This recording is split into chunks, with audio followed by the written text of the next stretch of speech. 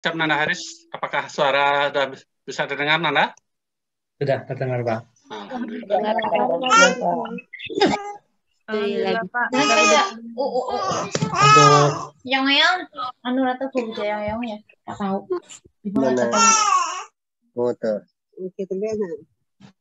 untuk Bapak Ibu saya mohon untuk mikrofonnya bisa dimatikan terlebih dahulu ya, jangan dinyalakan terlebih dahulu ya, karena untuk pemaparan materinya akan segera dimulai. Jadi untuk tidak mengganggu satu sama lain, mohon kesediaannya untuk mematikan mikrofonnya terlebih dahulu. Yang Assalamualaikum warahmatullahi wabarakatuh. Waalaikumsalam warahmatullahi wabarakatuh. Selamat malam untuk Bapak Ibu peserta seminar nasional model-model pembelajaran yang mendukung kurikulum prototipe. Terima kasih atas kesediaannya telah menghadiri acara pada malam hari ini, dan semoga acara yang kita akan ikuti malam hari ini bisa berjalan lancar dan bermanfaat bagi Bapak Ibu semuanya. Amin ya rabbal alamin. Sebelumnya perkenalkan, saya Haris pribadi sebagai moderator yang akan memandu jalannya seminar pada malam hari ini, dan juga untuk pemateri pada malam hari ini adalah Bapak Dr. Andes Ferial MPDT yang akan memandu atau memberikan materi pada malam hari ini. Mungkin karena jadwal kita sebelumnya pukul 19.00, untuk mempersingkat waktu, mungkin untuk Pak Ferial untuk bisa langsung menyampaikan materinya, dan untuk Bapak Ibu yang mikrofonnya belum dimatikan, mohon kesediaannya untuk mematikan ya Bapak Ibu semuanya. Pak Ferial bisa mematikan mikrofonnya mulai materi pada malam hari ini. Oke, suaranya gimana Mas Haris? Sudah bisa? Sudah, Pak. Assalamualaikum warahmatullahi wabarakatuh. Waalaikumsalam warahmatullahi wabarakatuh. Alamin, wassalatu wassalamu ala asrafil anbiya'i wal mursalin wa ala alihi wa sahbihi rasulullah. Pertama-tama sekali, marilah sama-sama kita memanjatkan puji dan syukur kepada Allah yang Maha Kuasa, yang mana pada malam ini alhamdulillah kita diberikan rahmat dan kesehatan sehingga insya Allah bisa mengikuti seminar kita model-model pembelajaran yang mendukung kurikulum prototipe. Kemudian selanjutnya salam dan salam tidak henti-hentinya kita persembahkan kepada junjungan kita Nabi besar Muhammad Sallallahu Alaihi Wasallam yang telah membawa umatnya dari alam jahiliyah ke alam penuh pengetahuan teknologi dilandasi iman dan takwa. Yang sama-sama kita hormati Pak Heri, jauhnya guru ini. Kemudian yang sangat kami banggakan Bapak Ibu guru hebat Nusantara yang prinsipnya tetap belajar meskipun sudah mengajar, dan dalam keadaan apa istilahnya rehat masih semangat untuk menimba ilmu. Baiklah Bapak Ibu guru hebat Nusantara, tanpa memperpanjang mukadimah pada kesempatan hari ini, kita mulai saja dengan membacakan Bismillahirrahmanirrahim. Tolong itu ibu-ibu yang menyala mikrofonnya dimatikan dulu, sangat mengganggu ini. Ya, masih apa? Sepertinya masih belum apa ya? Matikan. Gimana Mas Haris, sudah kelihatan itu apanya? Presentasinya? Sudah, Pak. Sudah kelihatan.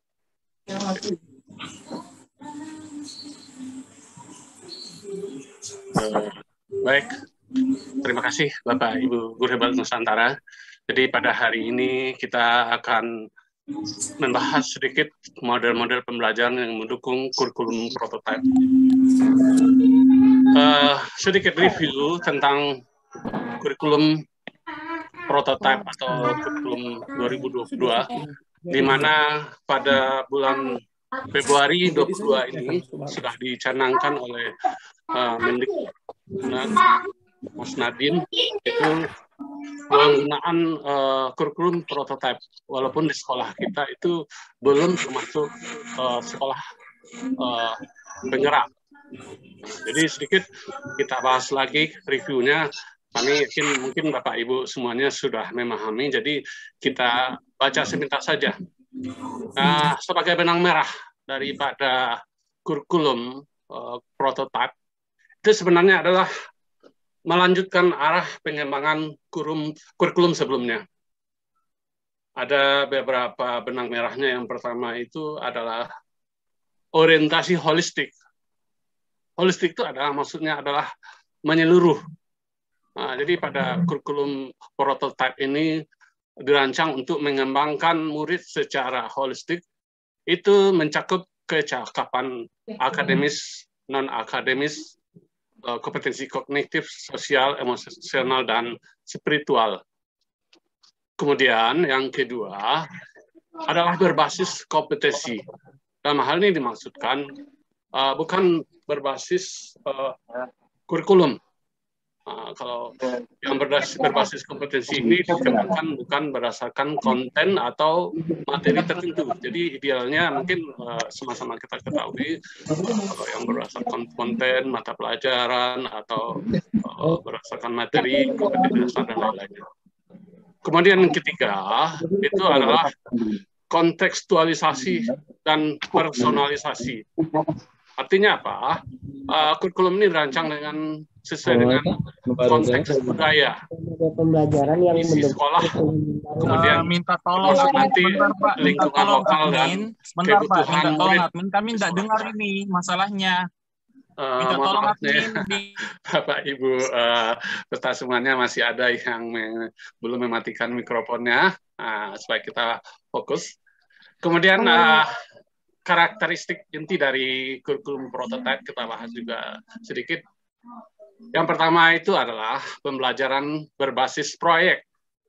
Nah, ini tujuannya adalah mengembangkan soft skill dan karakter. Seperti iman, takwa, akhlak mulia, gotong royong, kebinekaan global, kemandirian, nalar kritis, dan kreativitas. Kemudian yang kedua, itu fokus pada materi esensial. Nah, jadi dalam hal ini esensial itu adalah yang penting-penting atau yang hakiki.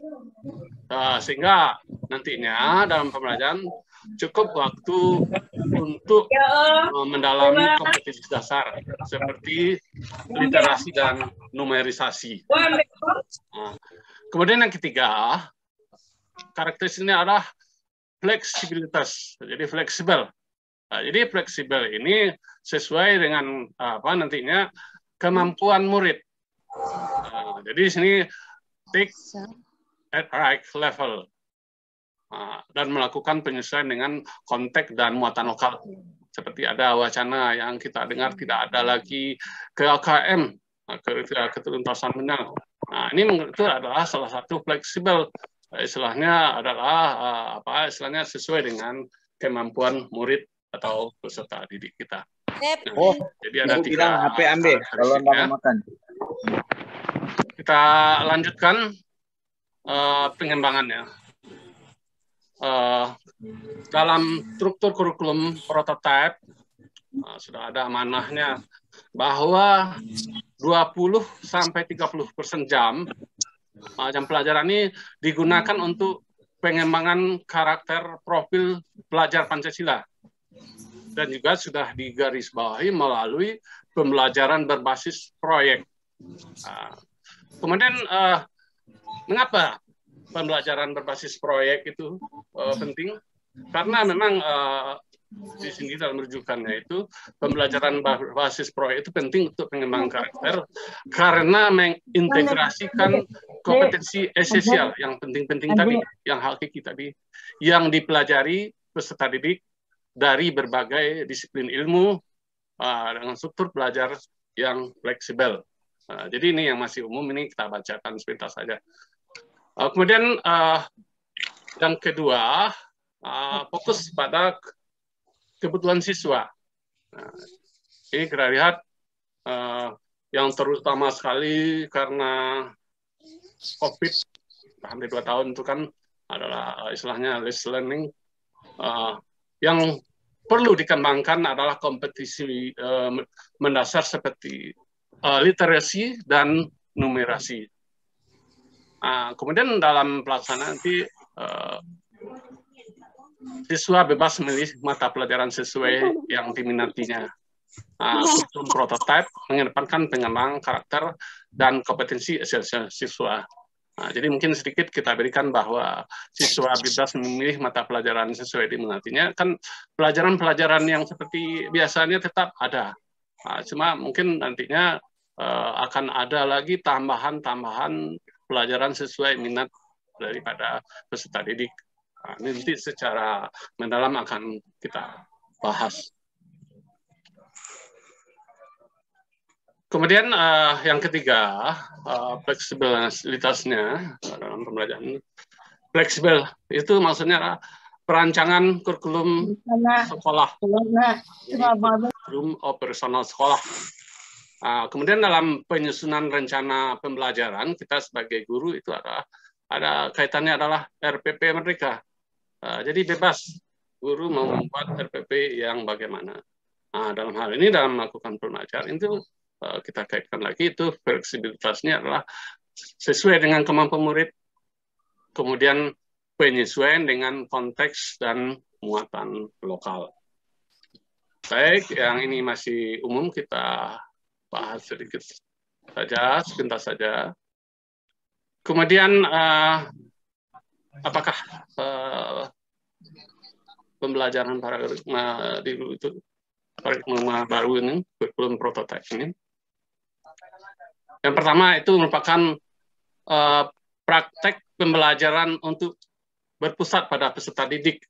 Jadi ini memang student center. Kemudian dalam pembelajaran itu juga merupakan satu siklus. Jadi siklus itu yang berawal dari pemetaan standar kompetensi, jadi masih ada ini standar kompetensi, kemudian perencanaan proses pembelajaran, dan pelaksanaan asesmen untuk memperbaiki pembelajaran, sehingga peserta didik dapat mencapai kompetensi yang diharapkan. Jadi ini sedikit berbeda dalam asesmen, terutama nanti kalau kita kan evaluasi, biasanya evaluasi untuk mendapatkan hasil belajar saja, tapi belum seberapa kita guru itu evaluasi itu untuk memperbaiki proses pembelajaran. Jadi arahan asesmen itu bagaimana nanti hasil evaluasi, arahannya bagaimana memperbaiki proses pembelajaran. Kemudian juga memberikan keleluasan bagi pendidik untuk merumuskan rancangan pembelajaran dan asesmen sesuai dengan karakteristik dan kebutuhan peserta didik. Kemudian kami buat dengan warna merah. Ini yang tidak bisa kita tawar-tawar lagi adalah profil Pancasila berperan menjadi penuntun arah yang memandu segala kebijakan dan pembaharuan dalam sistem pendidikan Indonesia, termasuk dalam pembelajaran dan asesmen. Jadi pemerintah kita beserta ahli-ahli bidang pendidikan itu sudah menggarisbawahi bahwa yang diutamakan sebagai arah penentunya atau kompasnya adalah profil pelajar Pancasila. Jadi dalam kegiatan pembelajaran, apakah nanti juga dalam kegiatan asesmennya. Baik, kita lihat itu mengapa itu profil pelajar Pancasila. Ini kalau kita lihat referensinya, bahwa penamaan profil Pancasila itu adalah untuk menguatkan nilai-nilai luhur Pancasila dalam setiap individu pelajar. Jadi ini ada penamaan. Kalau sehari-hari kita yang kita ketahui Pancasila itu adalah 5 dasar. Ini namanya profil, tetapi itu sudah 5. Nanti lihat atau mungkin yang sudah kita yang sudah mempelajari itu ada berapa? Itu kurang ada 6 profil pelajar Pancasila. Nah, kemudian profil pelajar Pancasila dimaksudkan untuk penguatan karakter bangsa.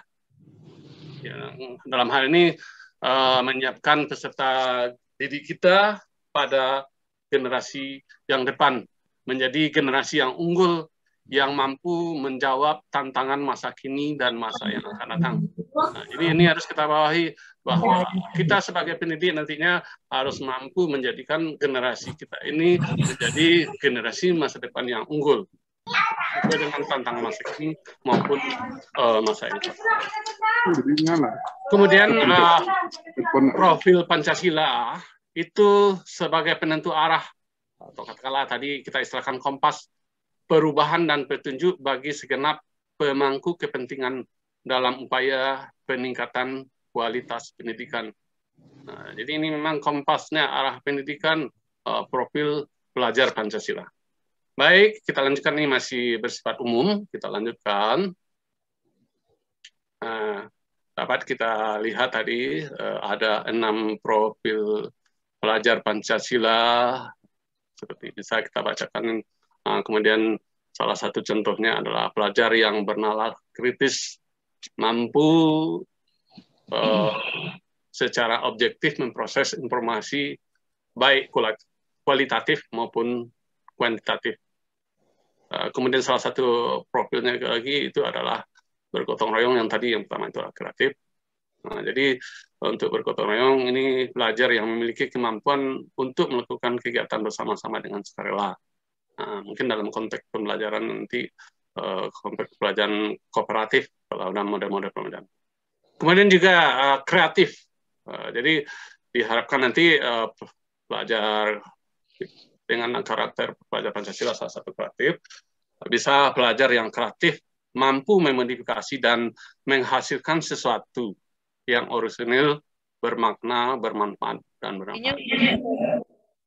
Kemudian berakhlak mulia, pelajar yang berakhlak mulia dalam hubungan dengan Tuhan Yang Maha Esa, memahami ajaran agama dan menerapkan dalam kehidupan sehari-hari. Mohon maaf tadi tidak terlalu berurutan kami bacakan ya. Nah, kemudian berkebenekaan global, pelajar yang mempertahankan budaya luhur, lokalitas dan identitasnya, dan tetap berpikiran terbuka dalam berintegrasi terhadap budaya lain. Nah, kemudian yang keenam adalah mandiri, pelajar yang bertanggung jawab atas proses dan hasil belajarnya. Nah, yang ini masih review ya Bapak Ibu Guru Hebat Nusantara, kita bacakan saja. Baik, kemudian kita tentang kurikulum prototype itu kalau memang kalau kita lihat prototype itu kan dalam artiannya itu kan sebagai model awal atau ya contoh yang dibuat untuk melakukan uji coba. Nah, jadi kalau kita merujuk ke kamus besar istilahnya bahasa Indonesia online, prototype itu adalah model asli yang menjadi contoh. Nah, jadi nanti dibuat satu model yang bisa dijadikan contoh. Nah, jadi mungkin ini sudah diterapkan pada sekolah-sekolah penggerak. Nah, namun pada kebijakan pada tahun 2022 ini, Februari 2022, walaupun kita tidak sekolah penggerak, kita diperbolehkan juga. Alhamdulillah, semangat Bapak Ibu Guru Hebat Nusantara pada malam ini. Salah satunya kita mengikuti seminar kita kira bagaimana model-model pembelajaran dalam kurikulum prototype. Baiklah Bapak Ibu, tujuan utama dari prototype adalah mengembangkan model atau rancangan produk menjadi produk final, jadi produk akhir yang dapat memenuhi permintaan pengguna. Nah, jadi dalam bidang pendidikan nanti kalau kita kaitkan dengan model-model pembelajaran, bagaimana nanti model pembelajaran kita pada akhirnya sesuai dengan kebutuhan peserta didik kita. Seperti tadi yang dijelaskan tujuan-tujuannya generasi yang bagaimana yang kita bacakan pada awal tadi. Kemudian dalam proses pengembangan produk, pengguna dapat ikut andil dalam proses pengembangan produk dengan cara mengevaluasi dan memberikan umpan balik. Nah, jadi maksudnya ini bagaimana pengguna model-model pembelajaran itu kan kita sebagai pendidik dan juga siswa. Nah, jadi kita nantinya boleh saja ikut mengevaluasi dan memberikan umpan balik. Jadi ini salah satu istilahnya kelebihan dari kurikulum prototype, diuji cobakan dulu oleh kita semua. Nanti kalau memang hasil evaluasi dan hasil umpan balik kita bagaimana, apakah memang bisa diteruskan atau bagaimana kesimpulannya nanti baru akan dilanjutkan sesuai dengan memang prinsip prototype tadi.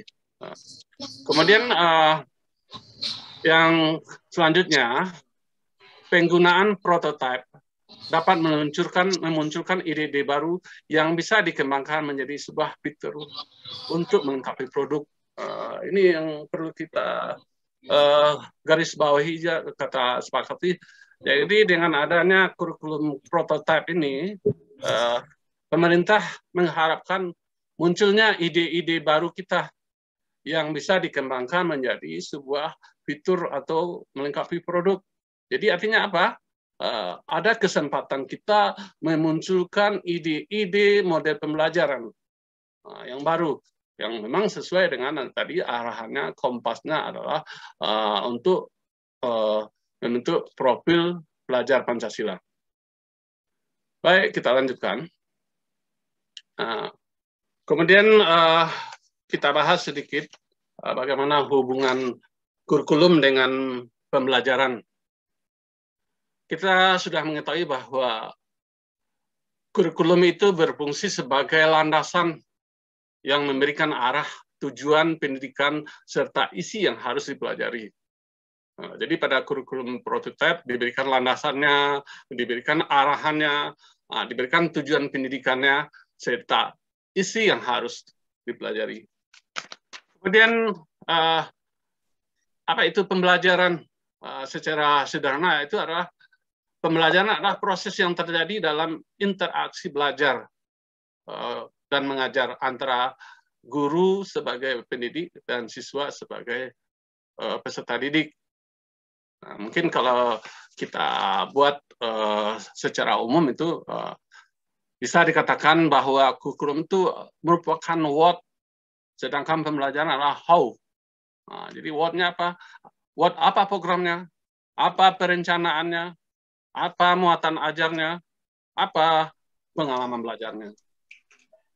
Sedangkan pembelajaran, how, bagaimana metodenya, bagaimana aksi pembelajarannya, bagaimana implementasinya, dan bagaimana nanti model pembelajarannya. Itu yang akan kita fokuskan pada malam ini. Kemudian kita harus memahami itu, kita sebagai guru, apa itu amanah kurikulum prototype.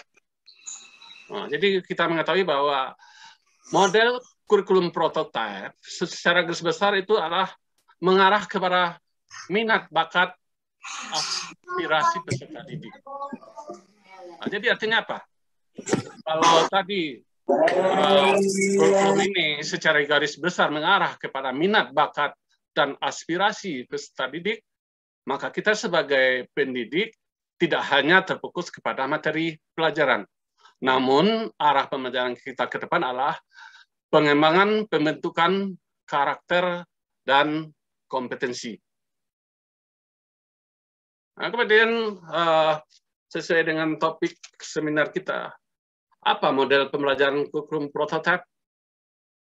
Jadi ini tidak terlepas nantinya kalau kita kaitkan dengan amanah kurikulum prototype, tentu saja kita kalau melaksanakan model pembelajaran harus mengarah kepada pengembangan pembentukan karakter dan kompetensi. Kita rujuk salah satu pendapat ini selain pendapat dari Mas Menteri kita, pendapat para ahli ini yang sempat kami rujuk itu dari Kepala Pusat Perbukuan Kemendikbudristek Bapak Supriyatno yang mengatakan bahwa salah satu karakteristik kurikulum prototype adalah menerapkan pembelajaran berbasis proyek. Nah, jadi pembelajaran project based learning. Nah, jadi kita fokuskan pada malam ini model-model pembelajaran yang kita pelajari itu adalah salah satunya itu mengarah kepada project based learning. Baik, tentu saja akan menjadi tanda tanya kita tadi bahwa kompas arah pendidikan kita dengan kurikulum prototype itu adalah profil pelajar Pancasila, di mana profil pelajar Pancasila kalau kita lihat itu arahannya adalah pelajar yang sepanjang hayat memiliki kompetensi global dan berperilaku sesuai dengan nilai-nilai Pancasila. Tadi dikatakan bahwa salah satu model pembelajarannya adalah model pembelajaran project based learning.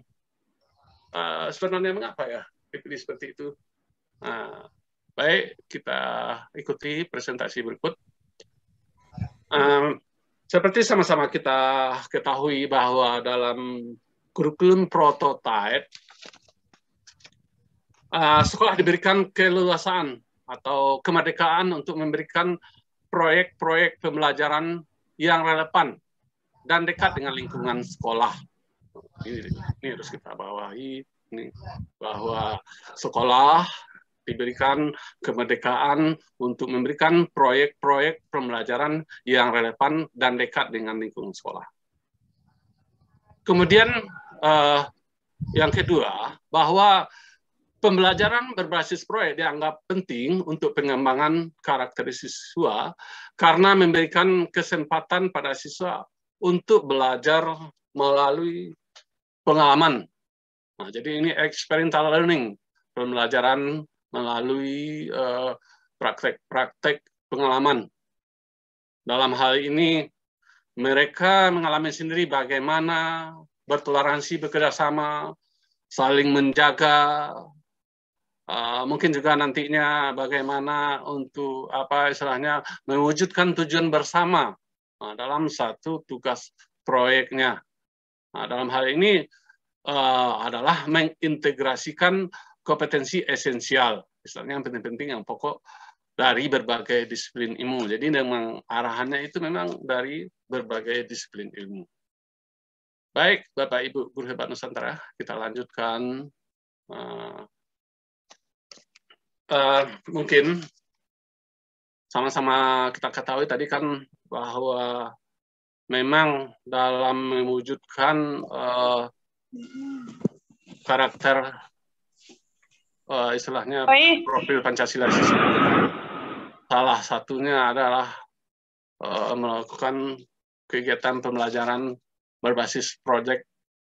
Hal ini bisa dilakukan apakah nantinya dengan kegiatan intrakurikuler, ini adalah muatan pelajaran kita atau kegiatan pembelajaran yang kita lakukan sesuai dengan mata pembelajaran kita atau mata pelajaran kita, atau untuk mendapatkan pengalaman belajar ini melalui intrakurikuler. Kemudian juga dalam kegiatan ekstrakurikuler, ini kegiatan untuk mengembangkan minat dan bakat. Yang ketiga itu adalah budaya sekolah, iklim sekolah, kebijakan, bisa saja nanti pola interaksi dan komunikasi, serta norma yang berlaku di sekolah. Jadi sama-sama kita pahami bahwa dalam melakukan proyek penguatan profil Pancasila itu bisa saja kegiatan intrakurikuler, ekstrakurikuler, dan budaya sekolah. Mungkin sama-sama kita ketahui juga bahwa pemerintah itu memberikan semacam buku panduan. Ya ini buku panduan yang ini dalam tampilan kita. Jadi kalau buku panduan itu kan menuntun kita atau konsep kita. Sesuai tadi pada awalnya kan disampaikan bahwa guru diperkenankan nanti melakukan inovasi-inovasi sesuai dengan kondisi satuan pendidikan kita, lingkungan kita. Baik, kita bahas sedikit dalam buku panduan tersebut ada peta jalan desain proyek itu. Kalau dalam buku panduan itu yang pertama sekali itu adalah merancang alokasi waktu dan dimensi profil Pancasila.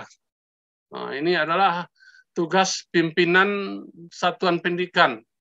Nah, jadi ini katakanlah kepala sekolah harus melakukan alokasi waktu tentang pelaksanaan daripada istilahnya alokasi waktu untuk melaksanakan kegiatan-kegiatan yang mengarah profil Pancasila ini.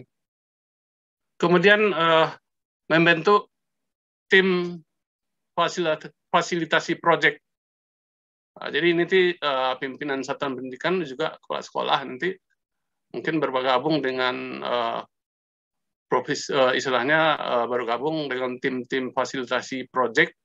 Nah, ini kan akan merencanakan proyek-proyek atau modul proyek atau juga nanti mengelola proyek dan menamping peserta didik dalam proyek penguatan profil pelajar Pancasila.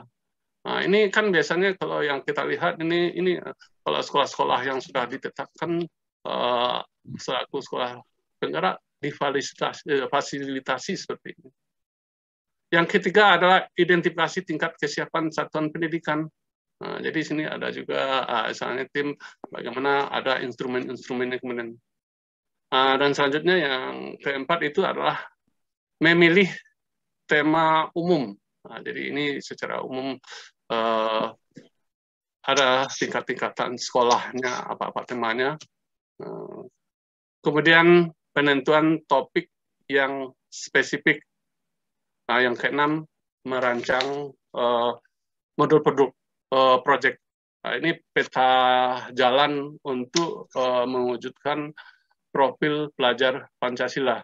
Nah, ini berdasarkan buku panduannya atau berdasarkan konsep-konsepnya. Kemudian juga dalam pengelolaan proyek itu, yang pertama sekali itu adalah mengawali kegiatan proyek. Yang pertama sekali nanti ada strateginya adalah memberikan pertanyaan yang istilahnya pertanyaan pemantik, itu pertanyaan yang menarik. Nah, itu kemudian strateginya juga adalah masalah-masalah autentik yang nyata.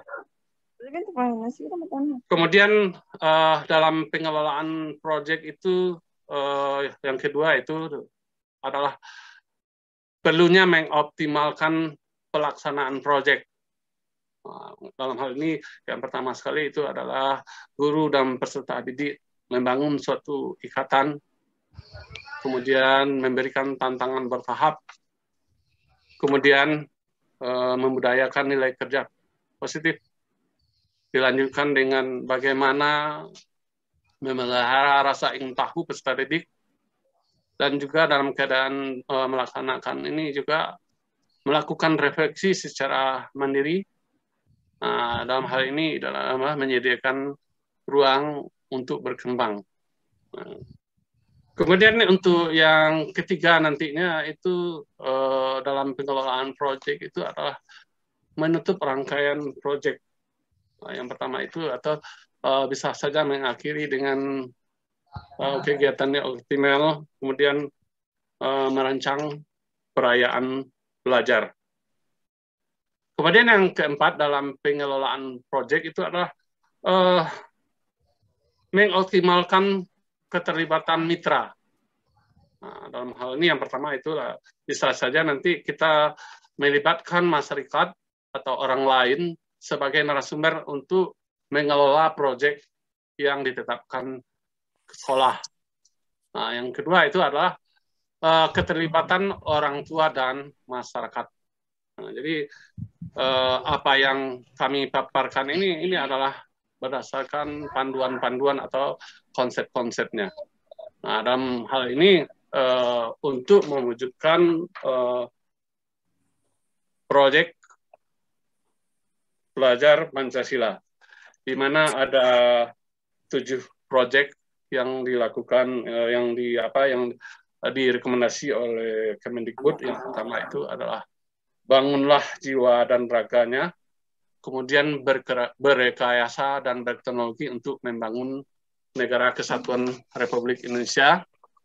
Kemudian yang ketiga itu adalah Bhinneka Tunggal Ika, kemudian ada gaya hidup berkelanjutan, kearifan lokal, kewirausahaan, suara, demokrasi.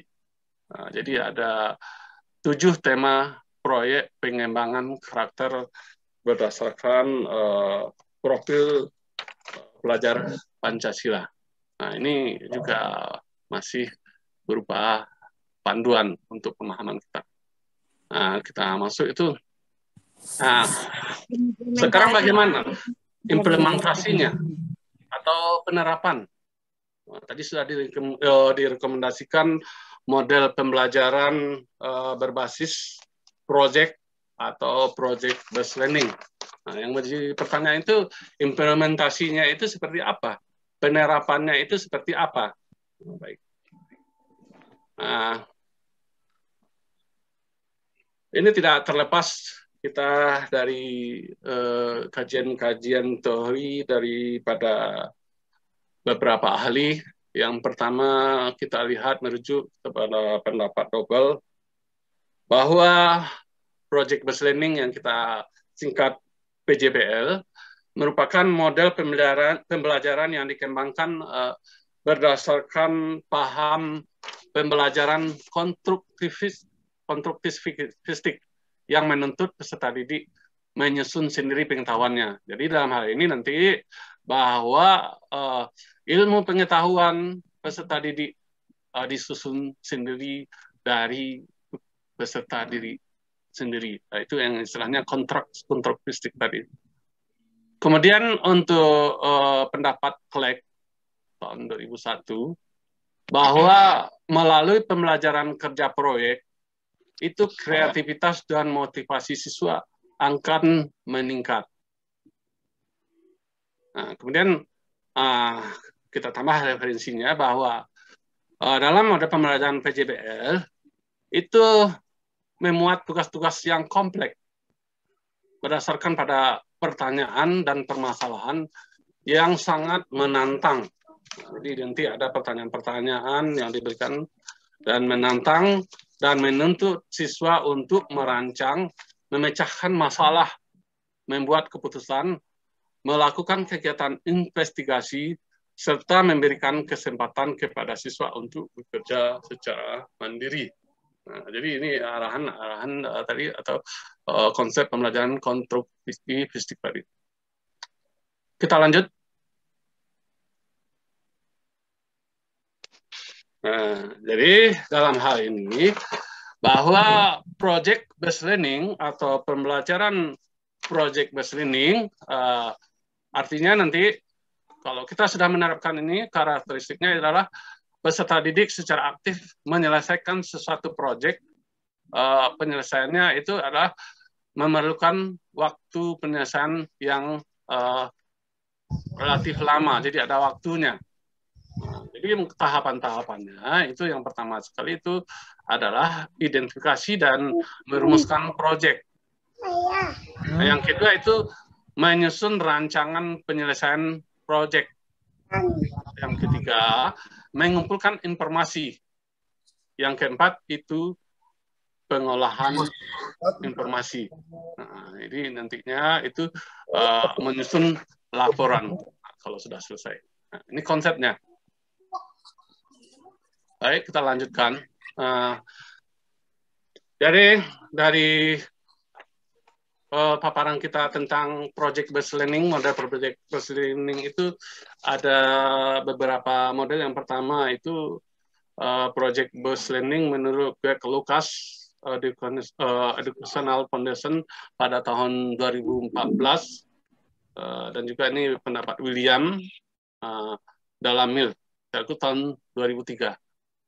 Di mana kalau kita lihat di sini berdasarkan ini model yang diberikan oleh Lucas dan kawan-kawan ini ada beberapa 6 tahapan. Yang pertama itu adalah essential question. Nah, itu adalah pertanyaan yang mendasar, penentuan pertanyaan yang mendasar. Nah, jadi kita harus memulai dengan pertanyaan-pertanyaan yang mendasar. Yang kedua itu adalah design, plan of the project. Jadi kita mendesain dan merencanakan proyek. Yang ketiga itu adalah create schedule. Artinya kita menyusun jadwal. Nah, kemudian dilanjutkan keempat, kita sebagai pendidik itu adalah memonitor peserta didik, monitor the progress of project. Jadi istilahnya kita melihat bagaimana kemajuan proyek yang sudah dibuat oleh peserta didik kita. Kemudian yang kelima itu assess of outcome. Nah, itu adalah menguji hasilnya. Nah, jadi hasil proyek itu kita uji. Yang keenam adalah mengevaluasi pengalaman atau evaluasi training.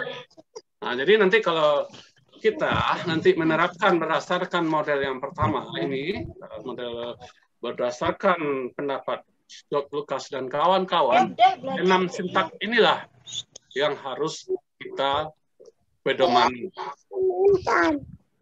Kemudian yang selanjutnya ada juga model yang diterapkan oleh Amamo Peneliti Blending 2018. Ini memberikan satu metode atau model PJBL, model tutorial. Nah, jadi pada model tutorial ini ada sintaknya atau tahapan. Jadi kalau kita berbicara tentang model pembelajaran itu ada sintaknya, ada tahapan-tahapannya. Nah, jadi kalau kita nanti di sekolah kita memilih model tutor ini, tahapan yang pertama itu adalah initialization. Ini fase inisialisasi. Nah, jadi ini sebagai guru itu kita menciptakan suatu project model. Nah, jadi menciptakan project baik inovasi kita atau yang sudah ada kita adaptasi, dan ini yang kita serahkan kepada peserta didik untuk mengerjakannya. Kemudian dalam hal ini nantinya pada proses awal ini, fase inisialisasi, ini dilakukan diskusi. Nah, jadi setelah guru memberikan kepada peserta didik, kira-kira kita akan membuat proyek yang seperti ini. Nah, jadi proyek yang telah diarahkan oleh guru ini itu tidak serta-merta harus diterima atau dilaksanakan oleh peserta didik. Maksudnya apa? Jadi kalau dalam presentasi ini dituliskan bahwa proyek ini bisa saja nanti tidak diterima oleh peserta didik, mungkin dengan alasan terlalu berat atau mungkin tidak ada faktor-faktor pendukung. Nah, jadi istilahnya memang pada tahap inisialisasi kita sebagai peserta didik, kalau yang metode tutor ini, kalaupun kita yang memberikan ide, kita diskusikan. Jadi kita tidak harus mewajibkan ide kita ini diterima. Ini kan sebagai masukan kita. Kalau memang peserta didik kita tidak sanggup, ini kita bisa mengarahkan lain. Nah, jadi istilahnya nanti memang ini memang tergantung faktor kemampuan dan kesanggupan peserta didik. Kemudian tahapan tutor yang kedua kita lihat di sini itu adalah planning.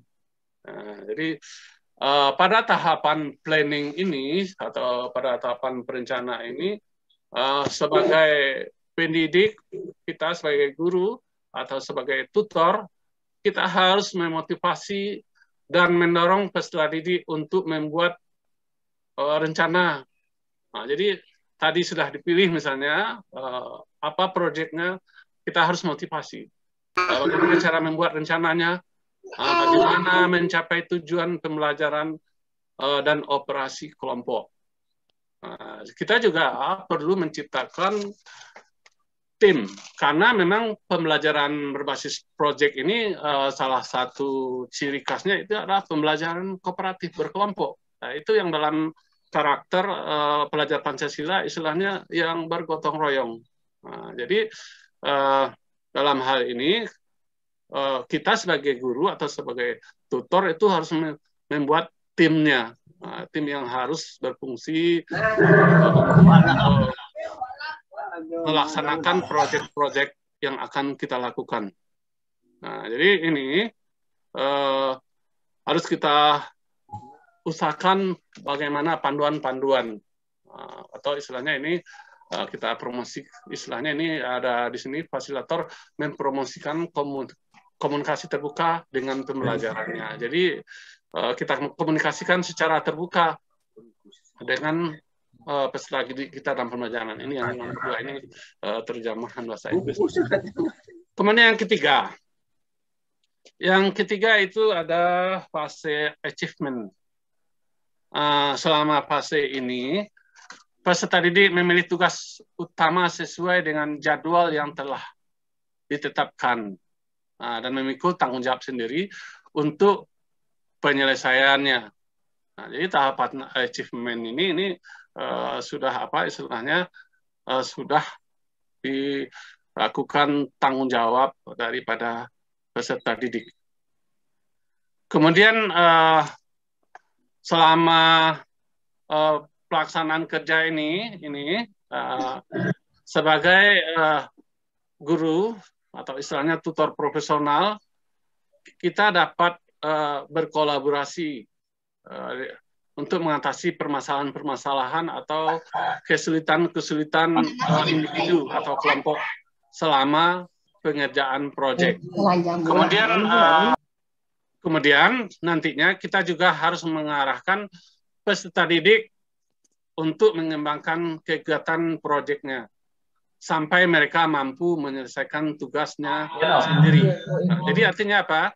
Kita juga harus memberikan bimbingan-bimbingan, tuntunan-tuntunan sehingga bisa mereka mampu menyelesaikan proyeknya itu sendiri. Jadi tidak serta-merta kalaupun proyek itu hasil pilihan mereka kita lepas begitu saja.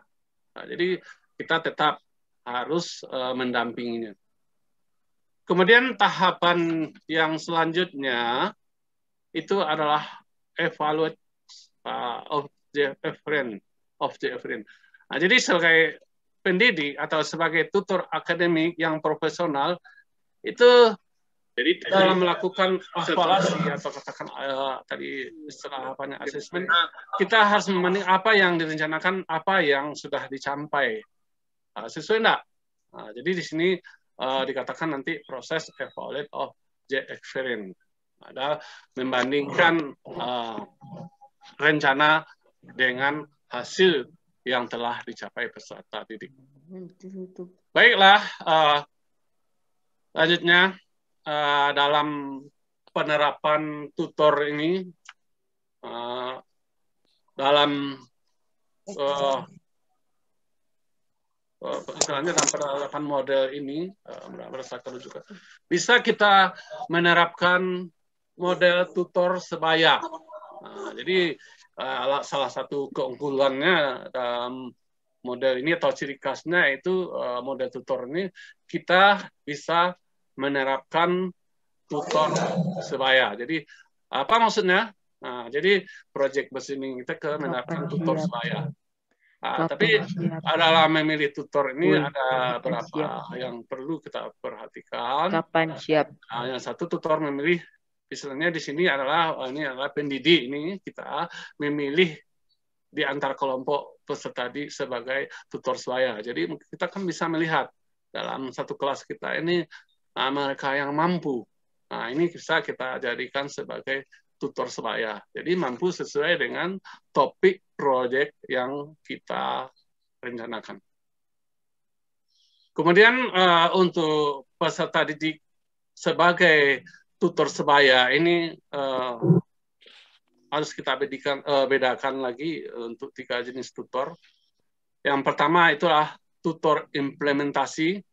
Nah, kalau tutor implementasi ini tugasnya adalah bertanggung jawab untuk melaksanakan tugas proyek. Nah, ini tugas bertanggung jawab tentu saja nanti dia yang bertanggung jawab mengkoordinir teman-temannya untuk melaksanakan tanggung jawab proyek. Bukan berarti tutor implementasi ini dia sendiri yang bertanggung jawab. Nah, itu tidak sesuai dengan konsep daripada pembelajaran kooperatif atau dalam profil Pancasila itu secara gotong royong. Kemudian ada tutor verifikasi. Nah, ini kalau kita menetapkan tadi rekan belajarnya yang dijadikan tutor verifikasi, ini maksudnya adalah tutornya sebaya itu yang mampu memeriksa dan melaksanakan proyek dengan tepat. Jadi dia harus memeriksa kalau sudah dikerjakan temannya, benar nggak proyek itu? Tepat nggak? Nah, jadi kalau memang seperti ini tuh bisa kita kelompokkan dia sebagai tutor verifikasi. Nah, kemudian yang ketiga itu tutor bantuan. Nah, jadi ini adalah mungkin dalam pelaksanaan proyek itu mungkin ada masalah-masalah yang rumit. Nah, itu dia bisa meminta kepada tutor bantuan ini. Nah, mungkin terkait teknis, penggunaan alat, atau lingkungan. Nah, mungkin dalam proyek-proyek tertentu, katakanlah proyek itu menggunakan alat-alat tertentu atau tidak semua anggota kelompok itu yang istilahnya yang mampu. Nah, ini bisa saja dia minta bantuan peserta didik yang lain. Nah, ini namanya peserta istilahnya tutor bantuan. Nah, jadi dengan metode tutor ini, kalau kita mau menerapkan metode tutor sebaya, ada 3 jenis tutor yang dapat kita gunakan. Yang pertama tutor implementasi, kemudian tutor verifikasi, kemudian tutor bantuan. Nah, mungkin dalam misalnya satu kelas ada ketiga-tiganya, kalau mereka mampu nanti tutor A, B, C, terus tapi intinya didampingi oleh temannya yang lain. Baik, Bapak Ibu Guru Hebat Nusantara, yang ketiga modelnya itu adalah model PJBL yang menurut pendapat Thomas dan kawan-kawan, nah ini dirujuk ini tahun 1999, itu mengajukan metode Petra. Ini awalnya ini di Australia ini. Petra adalah Project Transfer Oriented Building dengan 6 tahapan. Nah, jadi ini tahapan Petra ini ada 6. Nah, dimulai dari informasi. Nah, di informasi kira-kira proyek kita itu apa yang mau kita buat, kita informasikan. Kemudian perencanaannya sudah direncanakan yang bagaimana, tentu ada diskusi-diskusi. Kemudian diambil suatu keputusan proyek apa yang mau diambil, kemudian dilakukan pelaksanaannya, kemudian penilaian dan umpan balik. Nah, jadi ini model yang ketiga tadi PJBL menurut Thomas dan kawan-kawan, yaitu model Petra. Baik, Bapak Ibu Guru Hebat Nusantara, kita lanjutkan. Kemudian yang keempat itu adalah metode atau production based training, atau ada juga yang mengatakan production based education and training. Nah, ini PBT atau PBIT. Nah, ini kami rujuk dari Ganefri, merujuk juga pendapat Jenkin 2005.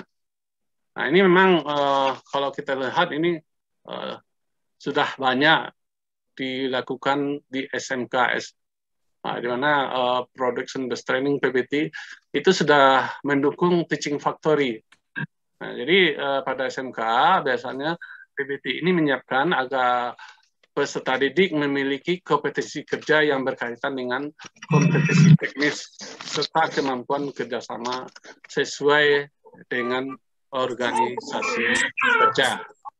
Jadi mungkin berdasarkan 4 metode ini sebenarnya bisa saja nanti walaupun yang keempat ini kesuka, kalau menurut Bapak Ibu ini bisa diterapkan di sekolah tingkatan apakah SMA, SLTP dan lain-lain juga bisa. Kenapa? Karena ini adalah merencanakan produk. Jadi produk itu kan tidak untuk anak SMK aja, mungkin dalam apa istilahnya seperti tadi salah satu profilnya itu adalah kewirausahaan, mungkin SLTA atau SLTP. Bisa mengadaptasi model PBT atau PBET ini. Di mana kalau kita perhatikan sintak model pembelajaran production based training ini, yang pertama itu merencanakan produk ya, produk seperti apa yang mau kita buat. Kemudian kalau kita sudah merencanakan produk kita melaksanakan proses produksi. Setelah melakukan proses produksi, perlu dilakukan evaluasi produk. Dalam hal ini melakukan kendali mutu, apakah mutunya itu sesuai enggak. Kemudian tahapan keempat, sintaknya itu adalah mengembangkan. Itu meliputi rencana pemasaran. Bapak Ibu guru hebat Nusantara menggarisbawahi, walau tadi sudah ada panduan-panduan dari Dinas Pendidikan, terutama bagi sekolah-sekolah yang telah ditetapkan sebagai sekolah penggerak. Bagaimana kan sekolah-sekolah kita kan juga diperbolehkan juga untuk melaksanakan istilahnya kurikulum prototype. Kemudian kalau kita juga mau menerapkan model-model pembelajaran project based learning, tadi ada 4 panduannya itu. Kita merujuk bahwa Mas Nadiem kita atau Menteri Mendikbudristek, Menteri Pendidikan, Kebudayaan, Riset dan Teknologi, pada setiap pertemuan itu menjelaskan ada 2 poin yang terpenting dalam pendidikan. Ini kita buat merdeka belajar dan guru penggerak. Jadi walaupun sekolah kita tidak ditetapkan sekolah penggerak, kita sebagai pribadi itu wajib menjadi guru penggerak sebagai wujud profesionalisasi kita. Merdeka belajar ini artinya apa? Kalau bagi kita ini, guru dan murid memiliki kebebasan untuk berinovasi. Jadi inovasi itu melakukan inovasi. Dan kita diberikan kebebasan untuk belajar dengan mandiri dan kreatif. Jadi bisa dikatakan praktisi guru merdeka. Kami atau saya itu sering mengikuti pelatihan-pelatihan online tentang kurikulum prototipe yang baru ini. Memang kalau kita lihat itu pemateri itu adalah memberikan istilahnya semacam kebijakan atau konsep-konsep. Kemudian kalau kita memberikan pertanyaan gimana, itu nantinya akan diterapkan oleh praktisi. Jadi kita sebagai guru, jadi kita sebagai praktisi. Jadi dalam hal ini sesuai dengan konsep praktisi guru merdeka, kita bebas mau membuat model yang bagaimana. Jadi kebebasan kita berinovasi. Tentu saja ada rambu-rambunya, istilahnya sesuai dengan kompas kita itu adalah mewujudkan profil pelajar Pancasila. Jadi ini secara berulang-ulang harus kita tetapkan. Jadi nantinya insya Allah kita akan melakukan salah satu pelatihan, salah satu model project wall yang kita katakan akan kita laksanakan itu adalah model pembelajaran super berbasis ponsel. Ini untuk mendukung kurikulum prototype. Itu yang seperti disampaikan oleh Mas Nadiem kita itu sebagai praktisi guru merdeka. Ini yang diharapkan pemerintah. Pada awal-awal tadi kami sampaikan juga inovasi kita sebagai guru menerapkan model-model pembelajaran. Ini insya Allah nanti akan dilaksanakan pada tanggal 14-18 Februari. Jadi kita lihat di sini. Jadi ini bukan mengada-ngada, ini memang kita arahkan adalah berdasarkan profil pelajar Pancasila. Ini menyatakan bahwa dalam profil pelajar Pancasila, kalau kita garis bawahi atau kita ambil itu ada beberapa intinya, itu adalah bahwa pelajar Indonesia merupakan pelajar sepanjang hayat yang kompeten, berkarakteristik, berperilaku sesuai dengan Pancasila. Jadi kompeten. Nah, jadi istilahnya tadi kalau dikatakan baik pada kondisi sekarang ataupun istilahnya zaman yang akan datang. Nah, karena sekarang kan ada generasi abad 21. Nah, jadi kalau kita lihat dari profil Pancasila ini, pelajar Pancasila ini, bahwa pelajar Indonesia merupakan pelajar yang sepanjang hayat. Jadi panjang hayat itu istilahnya dari sekarang sampai nantinya dia dewasa, dia harus mempunyai satu kompetensi dan juga dia mempunyai karakter berperilaku sesuai dengan Pancasila. Nah, jadi sebagai warga Indonesia dia mempunyai kompetensi WNI yang demokratis. Nah, kemudian dengan kaitannya zaman sekarang itu adalah dia harus menjadi manusia unggul dan produktif dalam menghadapi abad 21. Jadi pendidikan abad 21 era digital. Baik, kita lanjutkan. Jadi inilah acuan kita profil pemuda Pancasila. Kemudian seperti apa ya model pembelajaran yang akan kita kembangkan? Di sini kami istilahnya semacam praktisi. Ini adalah model pembelajaran super berbasis ponsel.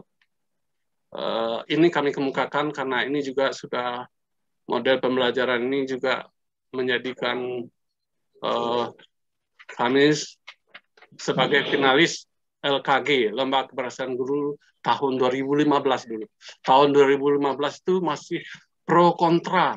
Istilahnya ada yang membolehkan, ada yang tidak membolehkan ponsel. Nah, tapi kami sudah menerapkan pembelajaran berbasis ponsel.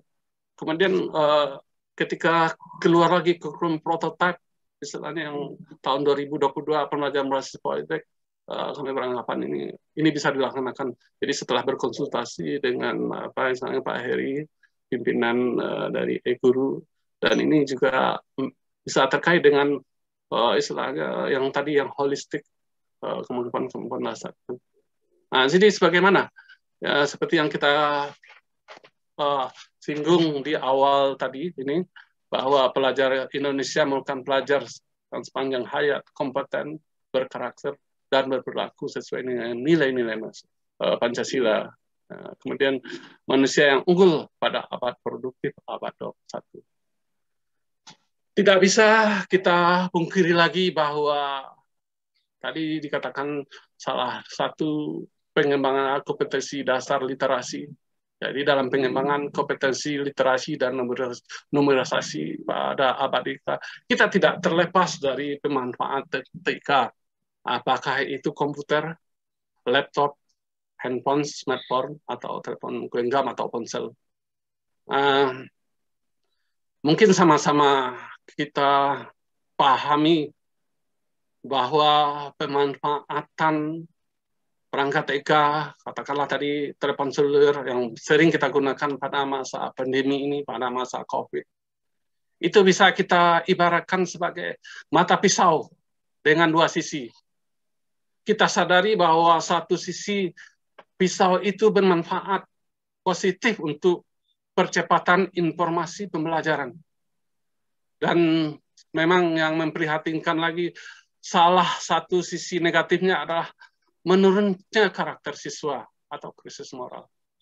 Kita lihat sekarang apa yang terjadi, peserta-peserta didik kita, kecanduan game, malas belajar. Mungkin kalau maaf kita berbicara krisis moralnya, mungkin di mass media atau di lingkungan terdekat kita sudah mengarah kepada aksi pornografi dan lain-lain. Nah, jadi bagaimana? Apakah kita istilahnya melarang mereka dengan apa istilahnya perangkat ponsel mereka? Tentu tidak bisa, karena ini adalah kaitannya dengan abad 21 digital. Mungkin sebagai gambaran kami katakan, kalau kami di guru SMK ini, kalau kami itu selalu memotivasi, sebagai contoh seperti ini. Kalau dulu kan untuk membuat apa istilahnya kita membuat paper makalah, tugas-tugas itu dengan mesin tik. Nah, kemudian keluar perangkat komputer PC, ngetik, kemudian langsung di print. Apa nasib mesin tik sekarang? Nah, itu tidak lagi digunakan, paling-paling cuma di kantor lurah. Sekarang itu sudah terasa dengan adanya perangkat TIK smartphone, banyak yang tidak digunakan lagi.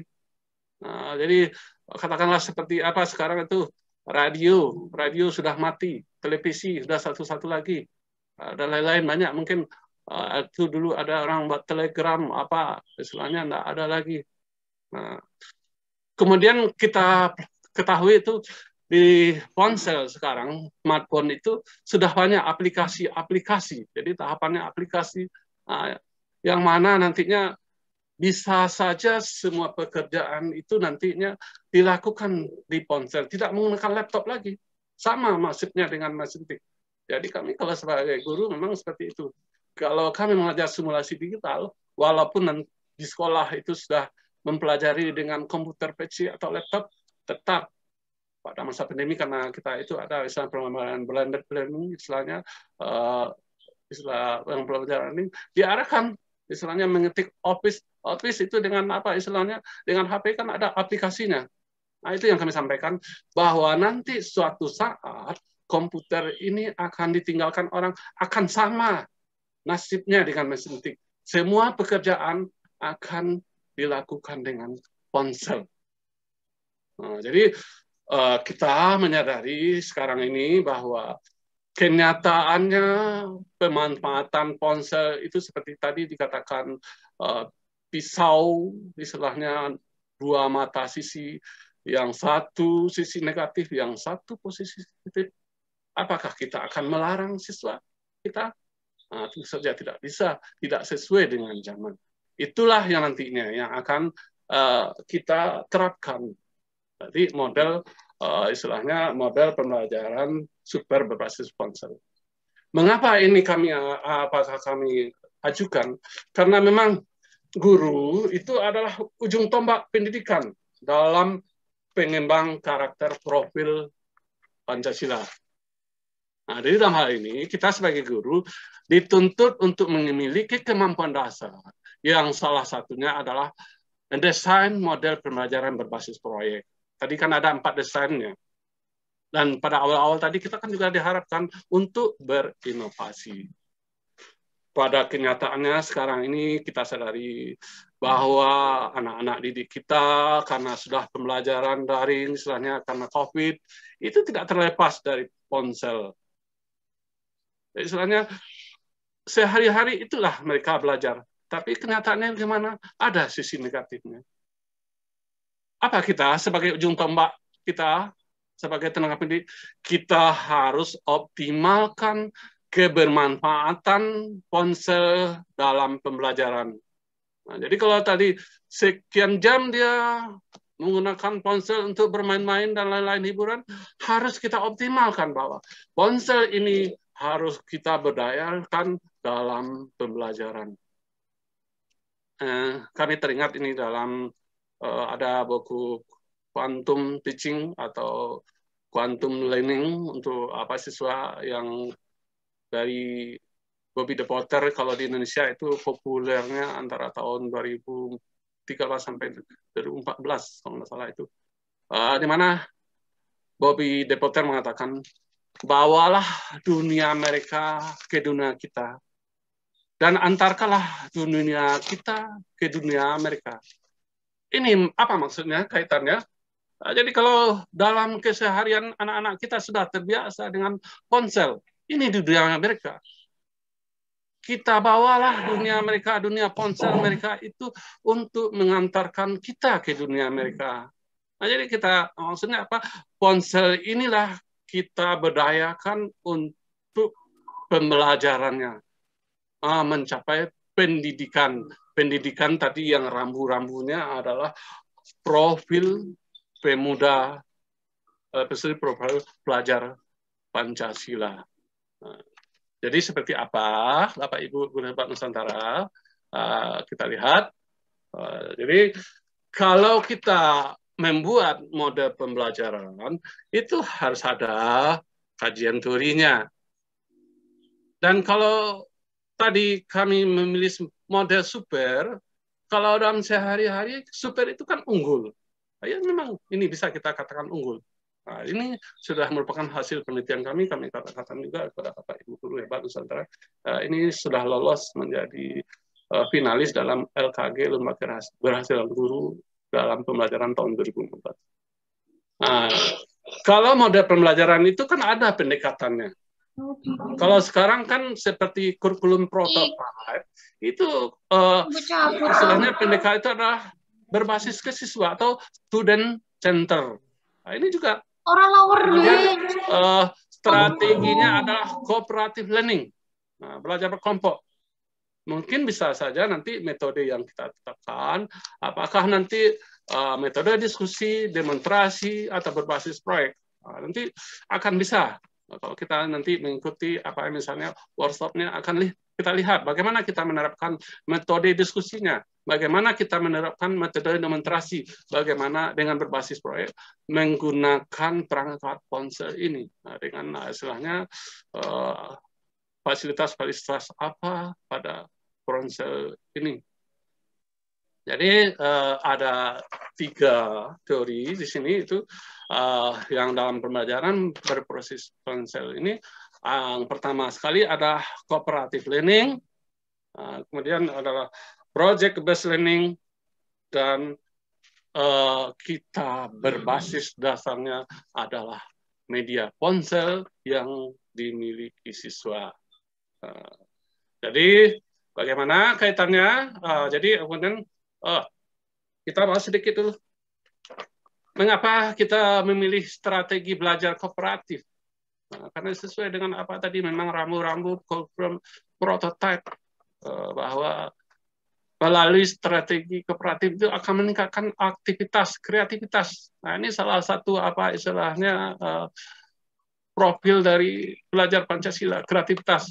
Jadi dengan apa istilahnya strategi apa istilahnya ini kooperatif ini akan memunculkan meningkat aktivitas siswa, kemudian akan memunculkan kreativitas.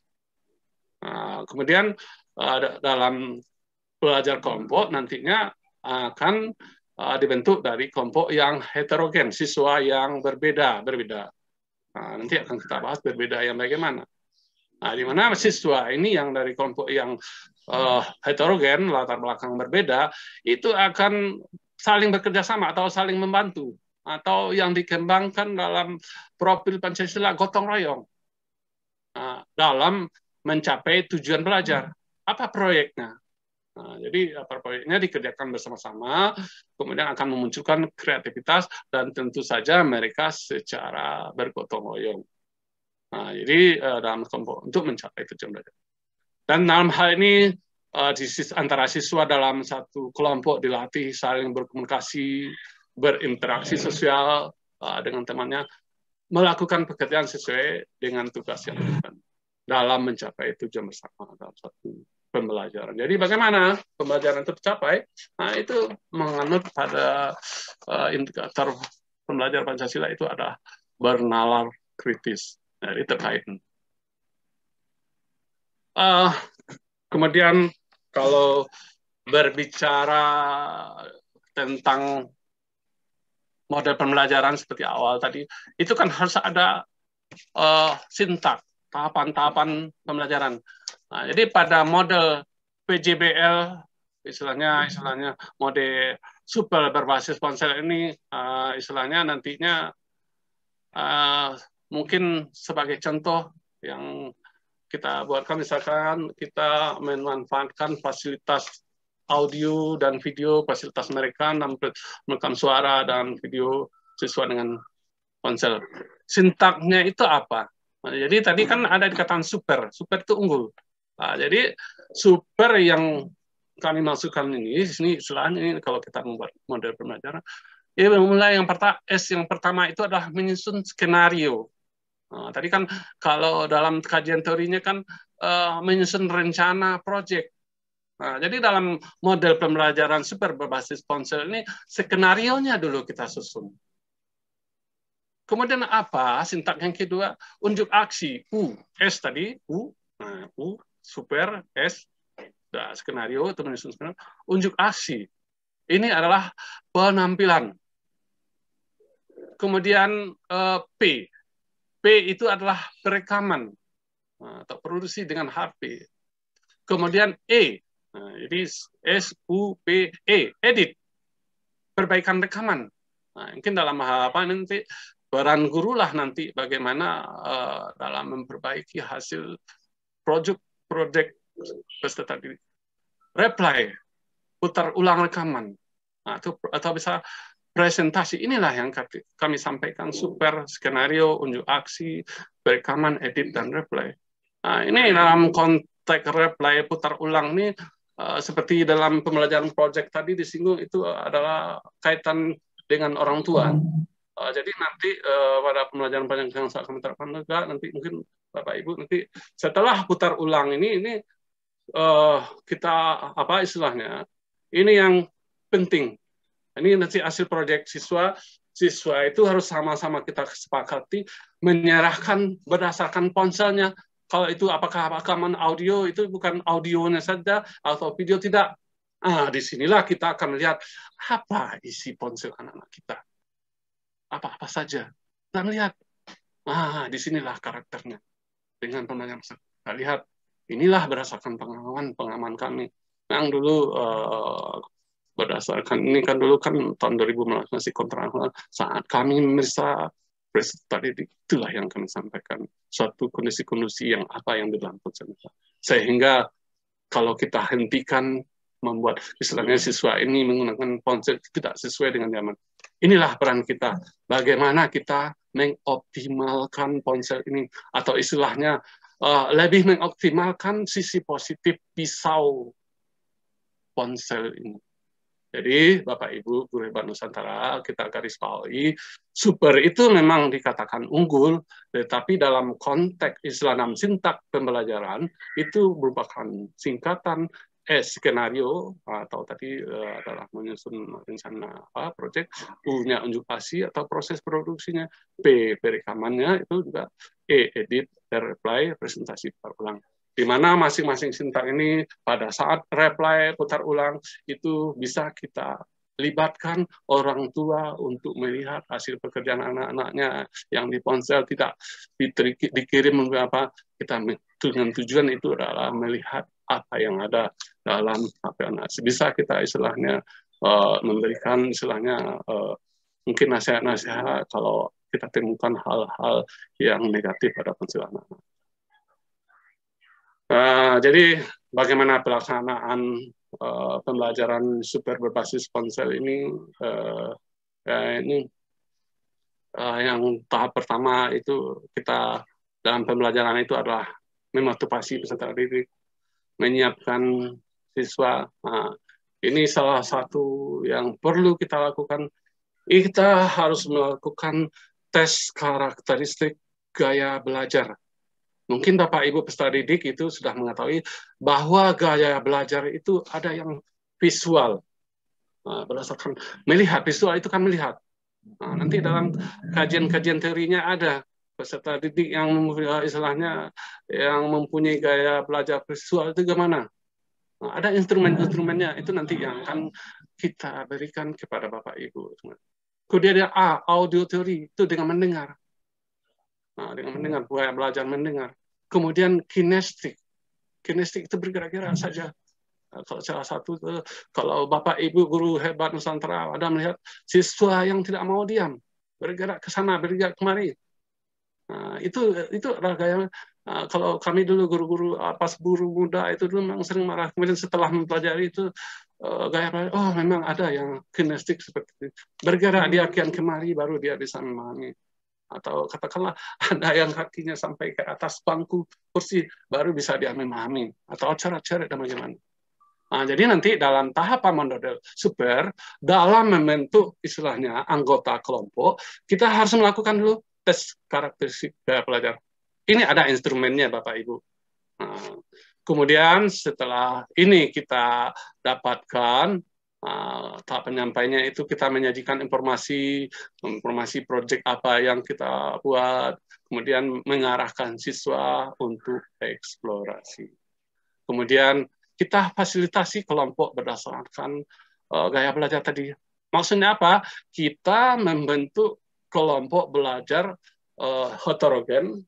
Ada yang bergaya belajar visual, ada yang bergaya belajar auditorial, ada yang gaya belajar kinestik. Di mana nanti dalam penugasan proyek kita arahkanlah. Kalau mesin nanti siswa visual, ini visual ini istilahnya kita arahkan nanti dia itu mungkin apakah dia tukang rekamnya, kameramennya, auditorial, mungkin dia yang apa istilahnya kalau nanti ada model pembelajaran, apakah proyeknya nanti apakah proyek audio atau apa nanti mereka apa, dia yang pembawa acara atau apa. Kinestik yang bergerak. Kalau nanti ada adegan-adegan atau apa kegiatan-kegiatan praktek-praktek, kita libatkan dia. Nah, jadi nampak oleh Bapak Ibu guru Bapak di sini, mereka yang berbeda gaya belajar kita jadikan satu kelompok dalam membuat satu proyek atau produk sesuai dengan pembelajaran kita. Kemudian bagaimana lagi? Tugas kita sebagai guru itu adalah mengarahkan siswa untuk tetap kompak, untuk tetap aktif, dan bekerja efisien. Baik, jadi tadi kita nampak oleh kita bahwa dalam proyek istilahnya project based learning tentang super berbasis ponsel itu memang S skenario, U-nya unjuk aksi, P-nya perekaman, E-nya edit, R-nya reply. Nah, ini akan ada terkait dengan teori-teori yang 4 tadi yang kita awal itu model-model pembelajaran. Project based learning ada macam 4. Baiklah Bapak Ibu guru hebat Nusantara, mungkin sama-sama kita ketahui bahwa dalam model kurikulum prototype itu kan masih tetap mempelajari, istilahnya dipelajari mata atau masih tetap ada mata pelajaran pokok, apakah itu matematik, PPKN, bahasa Indonesia, agama, bahasa Inggris, penjelasan sejarah. Nah, tadi pada awal-awal dikatakan bahwa proyek itu terintegrasi, tetapi keunikannya ini dengan apa istilahnya? Ini kita bahas sedikit dulu ya untuk apa penjelasan mungkin dari kawan-kawan kita di luar atau di lapangan itu kan banyak mengatakan tidak ada penjurusan seperti apa ini pembelajaran peminatan. Nah, ini ada contohnya. Mata pelajaran tetap sama dengan sebelumnya, tapi penjurusan itu tidak ada. Cuma nanti akan ditambahkan pembelajaran sesuai dengan minat peserta didik. Kalau minat peserta didik ini tentu saja diarahkan cita-citanya. Nah, katakanlah ada peserta didik yang ingin bercita-cita menjadi dokter, selain mata pelajaran yang telah ditetapkan, nanti akan ditambahkan lagi mata pelajaran tentang biologi, kimia, sosiologi. Mungkin ada peserta didik bekerja di BMKG. Selain pembelajaran yang pokok-pokok tadi, nanti minatnya dikembangkan lagi atau diperkuat lagi geografi, fisika, karena apa? Karena ini berkaitan bumi, cuaca, gejala. Mungkin masalah teknik dan lain-lainnya. Nah, ini sesuai dengan minat. Ini akan dilakukan. Nah, jadi kami sampaikan tadi di awal-awal dikatakan bahwa proyek itu adalah gabungan dari berbagai macam mata pelajaran. Kalau kita lihat dalam buku panduannya itu sama dengan membuat jus, tidak terpisah, tapi istilahnya apakah kita membuat jus itu tadi jus buah, katakanlah itu jus mangga, katanya mangganya kita tambah gula atau apanya dan lain-lain. Nah, dalam hal ini tadi disampaikan, kalaupun kita dalam mata pelajaran kita sendiri-sendiri, apakah kita tadi guru PPKN, guru matematik, guru bahasa Indonesia, agama, guru seni budaya, pendidikan dan sejarah, itu bisa kita terapkan mode super berbasis ponsel ini. Nah, seperti apa, Bapak Ibu guru hebat Nusantara? Kita lihat dulu postingannya. Yang ini kita apa dulu? Kita lihat dulu. Nah, ini ada postingannya. Scale, new share.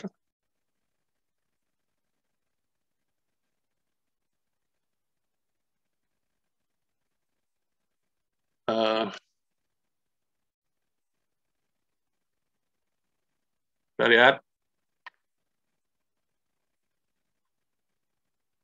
gimana, apakah sudah ada Mas Haris? Nah, ini merupakan hasil dari inovasi kami, Lomba Keberhasilan Guru tahun 2015. Gimana Mas Haris? Oke, videonya? Sudah, Pak. Ya, Oke, Pak. silakan, Bapak.